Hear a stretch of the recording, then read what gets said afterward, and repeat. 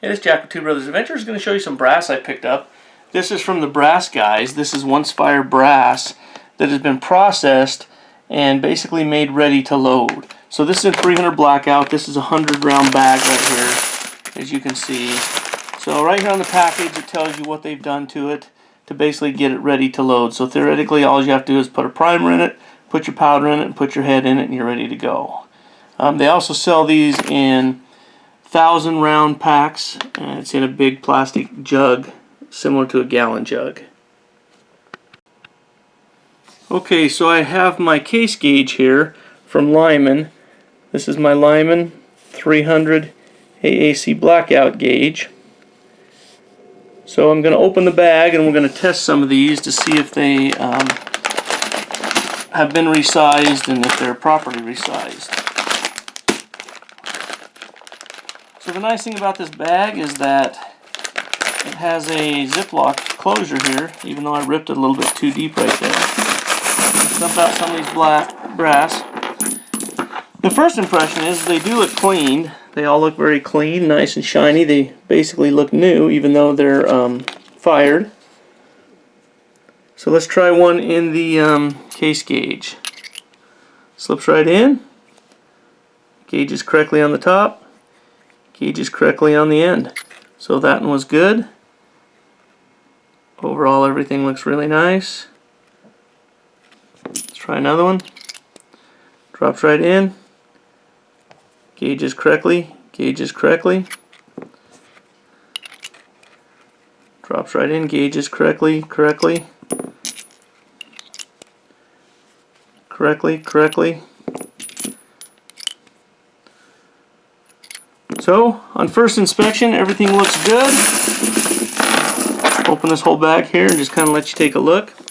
This one here, as you can see, maybe on camera, you can see there's a little tiny ding in that case, reminiscent of it being once fired probably.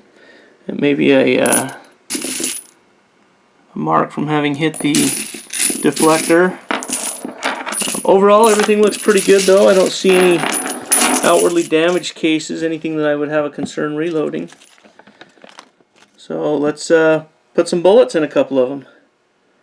Okay, so I'm just finishing up the first 50, inserting primers, and I'm loading the Remington number 6.5 small rifle primers. Haven't had any issues. All of the primer pockets have been really nice. They haven't been overly stiff and they haven't been overly loose. So I'm not concerned with the primer pockets on any of this first 50 brass that I've primed. Okay, so we've got 3 of the cases charged with powder. I'm going to be loading the Hornady 150 grain soft point interlock bullets. And I haven't done any other preparation to this case. I just primed it, put powder in it, and let's see how these bullets go in.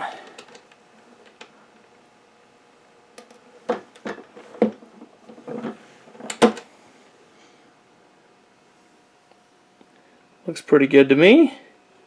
Now let's put it in the case gauge and see if we're a go. Alright, the go, no-go gauge, everything looks just perfect. Alright, so I just got my first 50 loaded. No problems. The only thing I did figure out while I was loading this first 50 is that I had to deburr the outside of the cases to make sure that after the bullets went in and were seated, that they would go into the go no go case gauge. So just a quick deburr before I put the bullet in, and everything worked great after that. So that's probably because they were trimmed. So I don't know if all of them needed it, but I just did it to all of them after I found the first one with a few little burrs. Now be aware that these are mixed head stamps. I don't know if you can see those, see the head stamps on those. Most of them are Lake City, an overwhelming majority of them, but I have found a Winchester, a Remington. So as you see, most of them are Lake City. I think one down here was a Winchester.